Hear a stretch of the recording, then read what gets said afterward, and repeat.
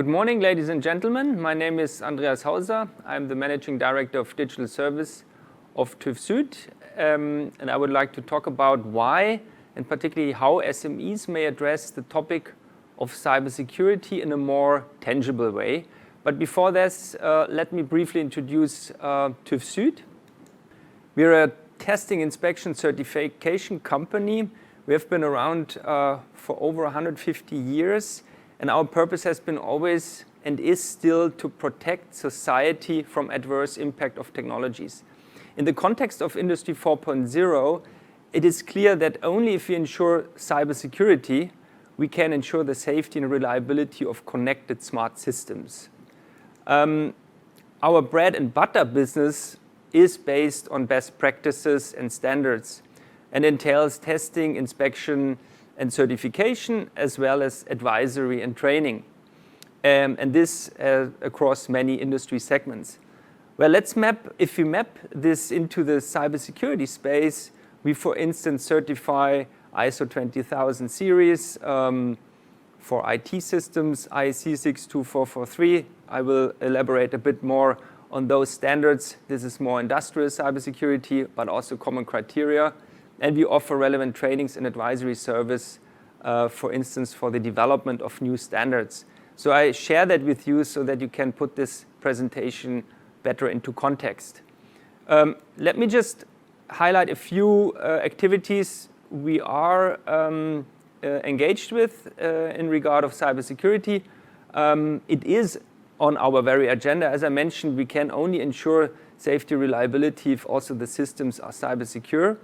We contribute here, for instance, to the so-called Charter of Trust initiative, ultimately to build and instill confidence and trust in cybersecurity to ultimately advance digitalization. We're also active here locally in Singapore, for instance, where we recently launched this initiative, SGTECH Digital Trust, where we also mainly focus on developing a framework of digital trust. Another initiative I would like to briefly highlight is the Cybersecurity Readiness Index. And this was born ultimately of the understanding that we need a more practical approach, particularly for SMEs, to tap on the topic of cybersecurity. It's a facilitated assessment, and it covers basically all relevant domains of a company. It can be also applied after an even more hands-on practical checklist, which I will elaborate a bit later on. So this just should give you a slight overview in which activities we are active. A last one worthwhile mentioning is the Cybersecurity Labeling Scheme from CSA. It's about making IoT products more reliable, more trustworthy. And here TÜV Süd is also about to being accredited to issue these labels. But now let's focus on the actual topic, Industry 4.0 and cybersecurity. Well, first of all, Industry 4.0 will transform manufacturing.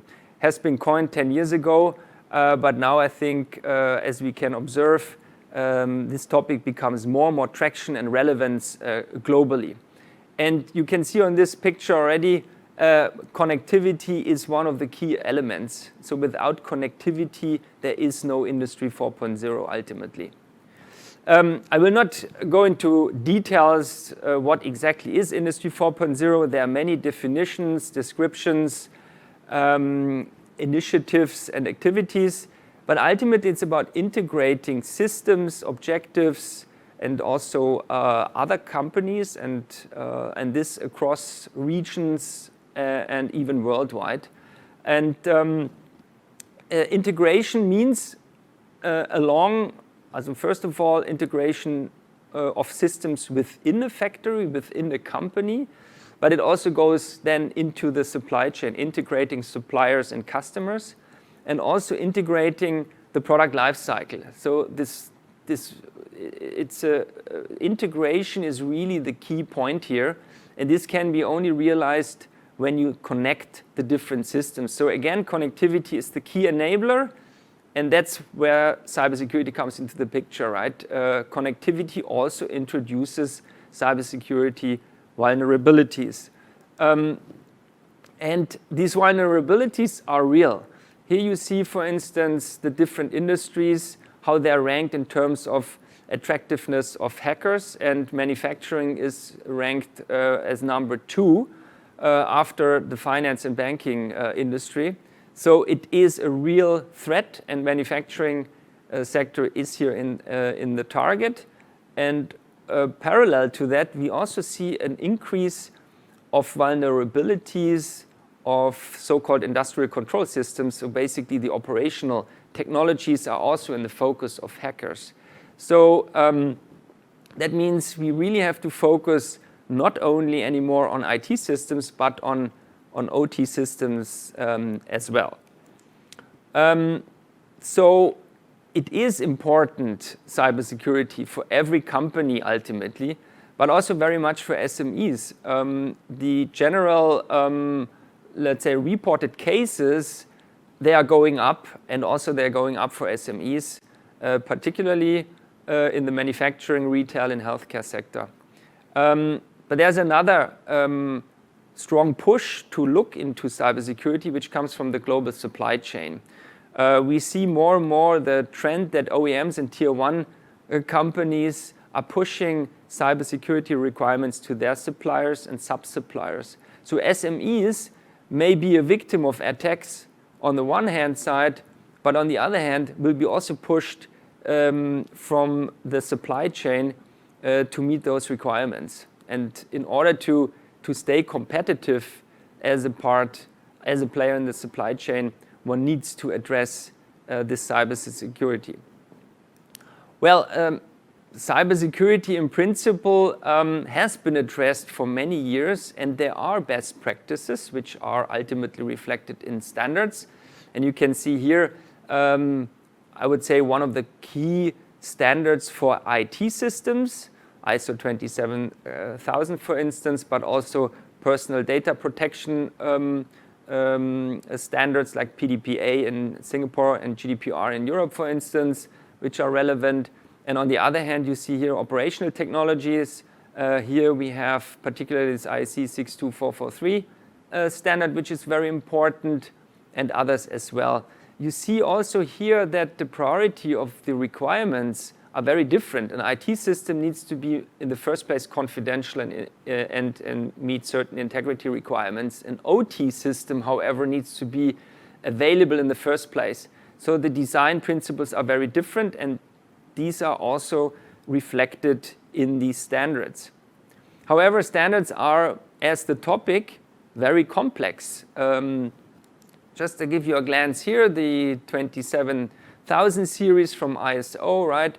It's a very complex set of requirements. It's a management system. It defines ultimately the process, roles, and responsibility within the company.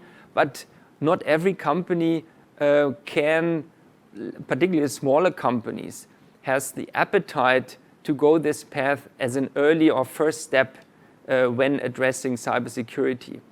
Another example is then the IEC 62443, also quite complex as the topic is complex, and also here particularly smaller companies are struggling to take this as a first step.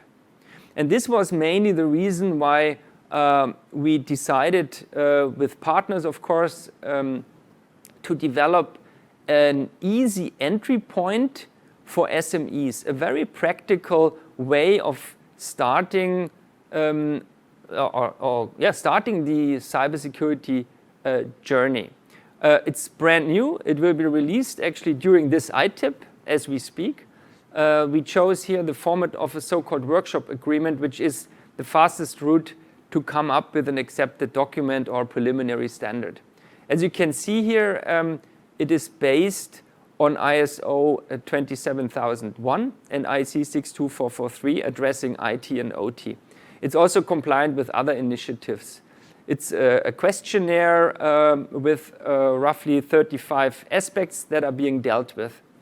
It distills basically the key points of these two very complex standards and gives the company a first understanding what they need to consider, where they are, and it also gives a guidance what needs to be done next. So after this self-assessment, companies are more and more in the position to make an informed decision.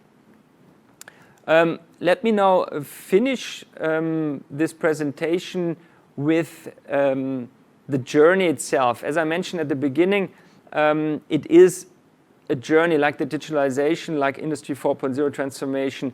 It's not a one-off exercise, it's really a journey, and one has to find the right entry point. And we believe with this checklist, particularly for SMEs, gives a very practical entry point to address cybersecurity. So after that, one can complement, for instance, this first step with the Cybersecurity Readiness Index, for instance, which is a more facilitated approach.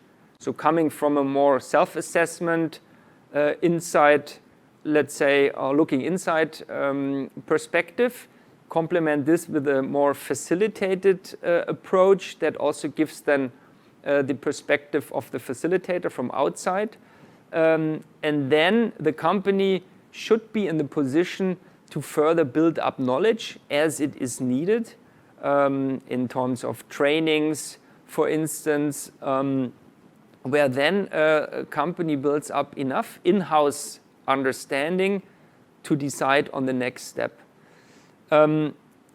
Ultimately, it can lead to a more rigorous path towards certification. But what we observe typically is that the certification is one of the last steps that requires already a certain maturity. We see that with such an approach, you start more practically with this questionnaire and then this facilitated assessment. And then you may even think of how far the company is away from all the requirements written in the standard. And then one can choose whether it's worthwhile going after a certification. But I think most important here is that the company is then in the position to really make the right decision whether a certification at this stage of that journey makes sense or not. And with this, I would like to thank you very much for attention. And for questions, I'm happy to take them via emails or other means. Thank you very much.